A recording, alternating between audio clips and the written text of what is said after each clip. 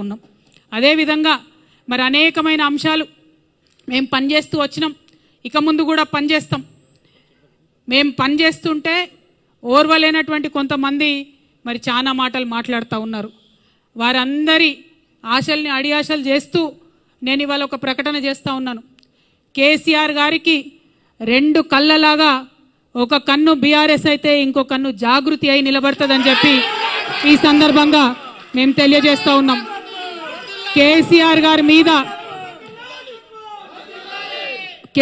గారి మీద ఈగ వాలితే కూడా ఊరుకోము.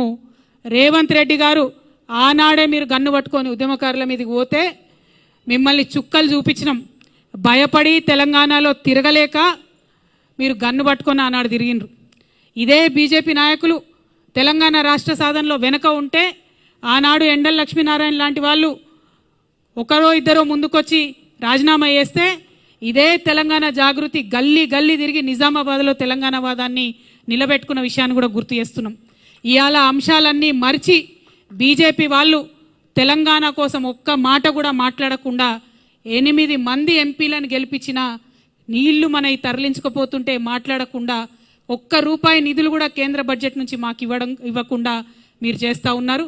ఖచ్చితంగా బీజేపీ వాళ్ళు ఒకవేళ బీసీ బిల్లు మీద మీరు ముందడుగేయపోయినా, గోదావరి జలాలలో మన వాటాను కాపాడకపోయినా మళ్ళీ తెలంగాణ జాగృతి పవర్ ఏందో ఖచ్చితంగా చూపిస్తాం అని చెప్పి ఈ సందర్భంగా తెలియజేస్తూ, మరి ఇన్ని రోజులు